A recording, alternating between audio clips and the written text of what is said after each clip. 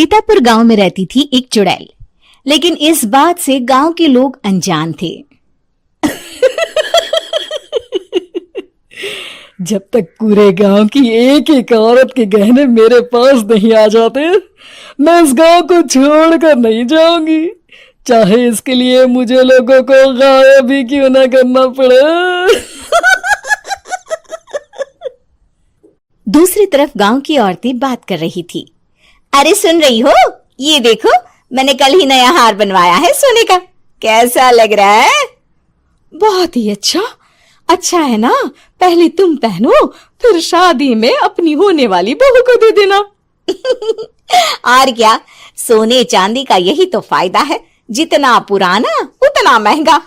लेकिन एक एक पैसा बचाकर ये लेना सच में बहुत मुश्किल हो रहा था मेरे लिए।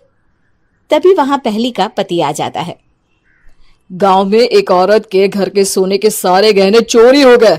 लोग बातें बना रहे कि गांव में कोई चोर घुस आया है जो घर की कोई चीज को हाथ नहीं लगाता, पर सिर्फ सोने के गहनों को ही चुराता है। अब तुम ना अपने ये गहने संभाल कर रखना। हे भगवान, ये क्या बोल रहे हैं? ये तो वही बात हो गई कि गांव बसा नहीं और लुटेरे पहले आ गए। दूसरी तरफ गांव के ही एक घर में रंजना रहती थी। उसके पति का गांव में चाउमीन का ठेला था। एक दिन उसके घर में एक औरत आती है। अरे रंजना, तो गांव में नहीं है तो सोचा तुम्हें बता दूं। गांव में बात चल रही है कि गांव में एक चोर घुस आया है जो घरों के सोने के गहने चुरा लेता है।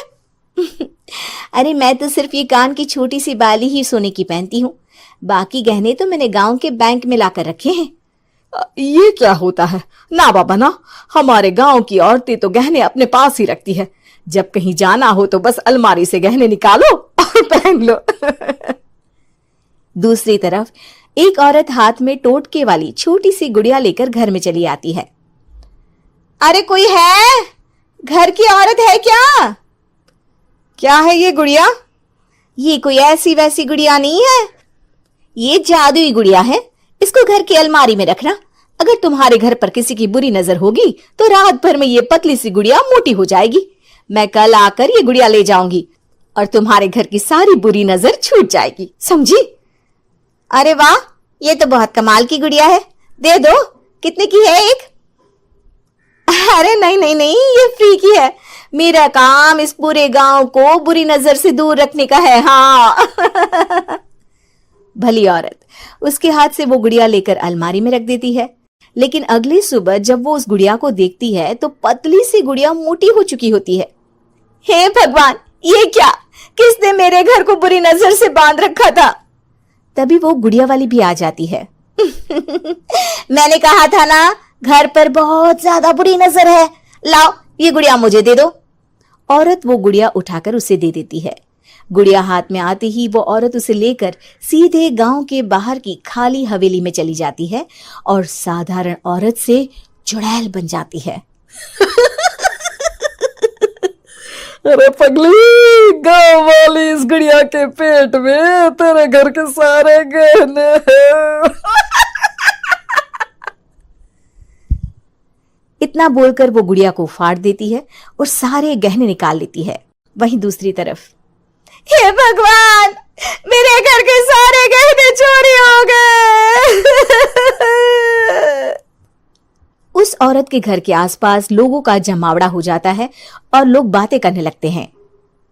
लो जी, ये भी घर गया। पता नहीं कौन चोर है जो इतनी होशियारी से गहने चुरा लेता है। कुछ समझ में नहीं आ रहा कि कौन है। लोग तो घर से कहीं जाते भी नहीं है, न ताला लगे न घर खाली हो, फिर भी रातों रात गहने चोरी हो जाते हैं। अरे हम तो कहते हैं लोगों को बारी बारी चौकीदारी करनी चाहिए, चोर को तो पूरे गांव वाले मिलकर पकड़ ही लेंगे। लोग बारी बारी घरों की चौकीदारी भी करते हैं, लेकिन चोरी होने का सिलसिला रुकता ही नहीं। फिर एक दिन रंजना के पड़ोस से भी रोने की आवाज आती है। अरे आज ही घर की बुरी नजर उतरी और आज ही सारे गहने भी चोरी हो गए। कैसी बुरी नजर? क्या हुआ था? तभी वहां उस औरत का पति भी आ जाता है जिसके घर में गहनों की चोरी हुई थी। हाँ, मेरी बीवी ने भी किसी गुड़िया को घर में बुरी नजर उतारने के लिए रखा था, लेकिन अगले दिन गहने चोरी हो गए। अब रंजना को कुछ कुछ बात समझ में आ जाती है। वो गांव वालों से कहती है, देखिए अब आप लोग चिंता ना करें, जल्द ही चोर पकड़ा जाएगा। उस नजर उतारने वाली गुड़िया को आज मेरे घर कोई भेज देना। फिर क्या था, चुड़ैल को लोग रंजना के घर भेजते हैं। पहली बार देखा है कोई खुद लुटने को तैयार बैठा है। तो तू है जिसे घर की बुरी नजर उतारनी है? ये ले गुड़िया, ये सुबह तक मोटी हो गई तो समझो तुमको और तुम्हारे घर वालों को नजर लगी है। हाँ हाँ, मैंने काफी सुना है। तुम ये गुड़िया मेरे घर छोड़ देना। अरे क्यों नहीं, कल सुबह आऊंगी जब गुड़िया तुम्हारे घर की सारी बुरी नजर लेकर मोटी हो जाएगी, ठीक है? अब क्या था, रात को रंजना ने पूरी नजर गुड़िया पर रखी। वो अपने पति और गांव के कुछ लोगों को घर की खिड़की से घर के अंदर नजर रखने को कह देती है, और फिर जो नजारा सब देखते हैं वो हैरान करने वाला होता है। गुड़िया धीरे से अलमारी खोलकर बाहर आती है। अलमारी के सारे गहने लेकर घर में जहां जहां गहने होते हैं वो लेकर अपने मुंह से खा जाती है। वो जितने गहने खाती उतनी ही मोटी हो जाती और फिर अलमारी में बंद हो जाती है। गांव वाले डर के मारे वहीं बेहोश हो जाते हैं। लेकिन सुबह जब वो औरत गुड़िया लेने आती है, रंजना उसका सामना करती है। ये देखो गुड़िया कितनी मोटी हो गई है, लगता है मेरे घर में बहुत लोगों की नजर लगी है। लाला ये गुड़िया मुझे दे दे, अरे बहुत कीमती गुड़िया है ये। तेरे घर की सारी बुरी नजर मैं गांव के बाहर वाली हवेली में फेंक आती हूँ। शाम को फिर लोगों के घर इसे लेकर जाना है ना, इसमें तो मेरी जान बसती है, जान। रंजना गुड़िया को चुड़ैल की तरफ बढ़ा देती है, लेकिन फिर वापस ले लेती है और गुड़िया के हाथ मोड़ देती है। जैसे ही गुड़िया के हाथ मोड़ती है, चुड़ैल का हाथ भी मुड़ जाता है। अच्छा, तो ये वो गुड़िया है जिसमें तुम्हारी जान बसती है। अब सुन चुड़ैल, तेरी सारी हकीकत सबके सामने आ गई है। या तो गांव वालों के गहने लौटा दे, नहीं तो मैं इस गुड़िया की गर्दन मोड़ दूंगी। चुड़ैल डर जाती है। अरे नहीं नहीं, मेरी गुड़िया दे दो, मैं सबके गहने वापस कर दूंगी। ठीक है, अब भी जा और सबके सारे गहने वापस कर। चल निकल यहां से। चुड़ैल सबके गहने लौटाकर रंजना के पास आती है। ला दे मेरी गुड़िया रंजना, इसके अंदर के गहने निकाल ले, लेकिन गुड़िया वापस दे दे। लेकिन रंजना जानती थी कि जैसे ही गुड़िया चुड़ैल को देगी उसकी शक्ति वापस आ जाएगी। चुड़ैल, तू तो चुड़ैल ही रहेगी, ये मैं जानती हूँ। अरे नहीं नहीं नहीं, मैं गांव छोड़कर चली जाऊंगी, किसी को परेशान नहीं करूंगी, वादा करती हूँ मैं। लेकिन रंजना उसकी एक बात नहीं सुनती और गुड़िया का सर उसके शरीर से अलग कर देती है।